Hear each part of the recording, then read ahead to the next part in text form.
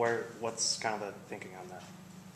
My thinking is that I've got two quarterbacks, and I'll let you know when it's appropriate as to who's going to be in. But you'll be able to see both are going to be ready to play. Do you know who the starters are now in your head? Not absolutely. Really? No, I need to make sure everything is as I think it is, and then we'll know. So you need to know for sure that Prince is healthy and doesn't have any ramifications from the concussion. That's your perception of the situation. Chris already that was a question. That was a question. It was a question mark you didn't have. That sounded like a statement. Well, I talked about it. You're asking if Kevin's going to be the starter. Is that the question now? If you are waiting, no. If you're waiting to find out whether Kevin is I need to know if Kevin is healthy, if he's going to be considered as part of the starting. So I'm right, then. You're basically saying the same thing. I didn't hear the question in your statement. But if that was a question, I'll need to know if Kevin is healthy before he is considered to be the starter. Okay. You talking to sort it out? Is he going to talk with the team? He's going to talk on Saturday morning. Saturday morning? Yep. I'm excited for Tommy to have a chance to meet with the boys. Did you give him any hints on what to say, or? Tommy usually has a good idea of what to say, and I trust him with the team, having had his kind of experiences and his kind of gift with words. I think he'll be quite eloquent. Are you worried that now that you're not talking to the crowd, he might go over there after the game? He is welcome to. Can you take your place? He is welcome to be that person. Be careful. Are you worried that not having a quarterback is starting to be a distraction for the team, not having continuity? Not for our team. It might be a distraction for y'all, but it's not for our team. They have full confidence in both those kids, and if Brett Hundley gets called, they'll have full confidence in them. Rick, I don't know if anyone asked, the 4th down and 2 in the first series against San Jose State. Right. Did you consider? I considered it, and we stopped them on the opening drive, and it's early in the game, and we can kick them down. I was hoping we'd get further than the 20. I was trying to pin them down inside the 10. Jeff Locke usually count on that kind of stuff. And I said, it's early in the game, let's pin it back and get it back. Let's not give any momentum early in the game if you're unsuccessful on 4th down. But I'm not shy from going for it on 4th down. I just didn't think at that point in the game it was necessary. I know you made it clear that your tirade against your team was just, it was nothing that, you weren't suggesting they don't care. It was just that moment when you were talking to your team. Right. But as you're standing there Saturday night and that San Jose State game is going the way it is, are you questioning whether or not you got the right group here, that your expectations for success? That has never been a question of mine. No, I think we've got the right mettle in the program. I think we've got the right character in the program. We just have to get them to play faster and play with the kind of skill that they possess on a more consistent basis. That sounds like it's coaching. We have to accept responsibility for that as well. I mean, we're all in this together. If they're not executing... but are you doing a good job coaching now? I believe we are. Absolutely. I know we're working as hard as we can possibly work to get it done. But you can see the quest for a solution or an answer to... We understand how important the Houston game was. Okay, it goes that way. Then you're supposed to come out and squash somebody so you can get your momentum going for down to the next game. And if people are watching that, they're going, what the hell's going on? When are they going to show that they can play football? So that raises more questions than it provides any kind of motivation to believe what's taking place. Yeah, I don't know that I'd go as far as you're going. I think that we can certainly play better, and I think we will play better. I think we'll play better this weekend, and I'm looking forward to it. But you thought that last week too. That we play better? Yeah.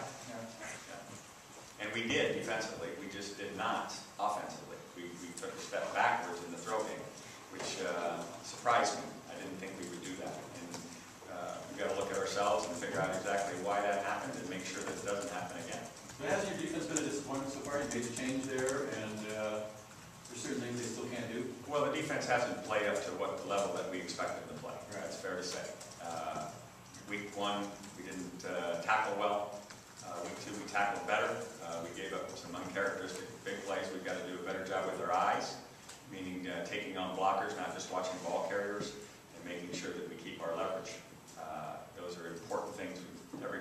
defense, and we'll keep working and keep harping it. And we've been getting good practices. Now we've got to get it in games, and I believe that we'll do that. And the second component is just playing fast and not sitting and worrying, but getting after it. And I believe that we've got the wherewithal to get that accomplished as well, both from a coaching standpoint and from an athlete standpoint. But this is a tremendous opportunity. You're taking on a name program, as you said, searching. Oh, it's a great opportunity. Because they've got quarterback issues with two kids who have hardly any experience.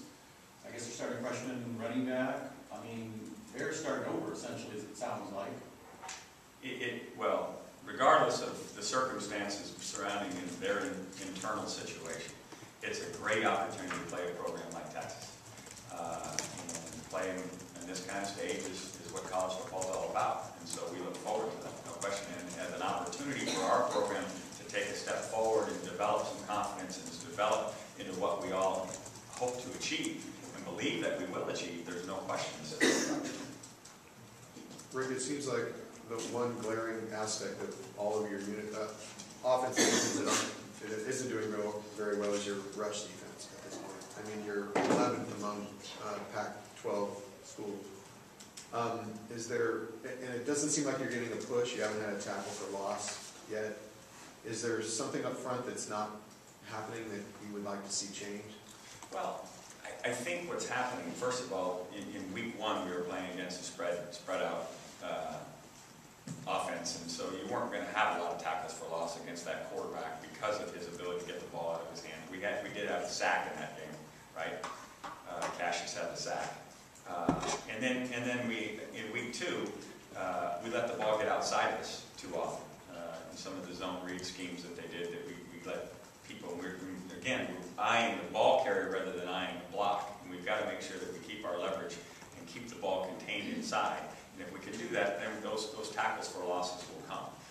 Can we get more push? Certainly. And we'll keep looking to do that. But as I told you at the outset of the season, I believe that we have the personnel to make those kind of plays. And I believe that our personnel, as we gain more comfort in this system and continue to believe in the system and get our pad level to the place and our eyes where they're supposed to be and our confidence so that we can react, I think you're going to see all those things change. In the course of this last game where they had 200 yards rushing, three of them came in, 100 came on 3 carries. One was a cover 0 where we just didn't, we took a gamble and safety didn't fit it correctly, and we gave up a 70-yard run or 60-yard run, whatever it was. Yeah, in terms of the push, it just seemed like when you stopped San Jose State running, they still pushed 3 or 4 yards. It just didn't seem like you're getting much of a push from your interior defensive line. Well, again, we'll continue to work on that. My concern right now is to play fast and to make sure that our guys are where they're supposed to be and they're doing everything they can to get to the ball, but respecting where they are with gap integrity. Are you putting your rule breaker back at center? He's going to compete for the job. Compete for the job. Greg Capella had a great week. We want competition at that job, and so Kai will come back and we'll see exactly who gives us the best chance to play that position as well as it can be played. Was I wrong when people telling me that was your best offensive lineman before it goes to rules? Well, he's an experienced offensive lineman, and he's very intelligent.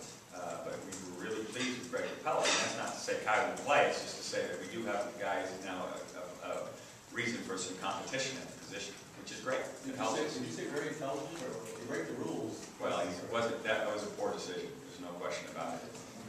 But he's a very intelligent young man. Could Capella or Scheller move to strong side guard? Is that a possibility? Alberto Sid had a nice game at the strong side guard. Still believe in Chris Ward, but certainly with Baca back, you have opportunities with both Capella and Scheller to create some matchups in there and find your best 5 and create some depth. It's maybe, I want to knock on wood before, it almost sounds like we have some depth there, but which has been unusual. You said that in regard to the defense that in not playing fast, you don't want them to sit around and worry. What are they worried about? Are they getting worried about getting beat on big plays? What are they? I don't know.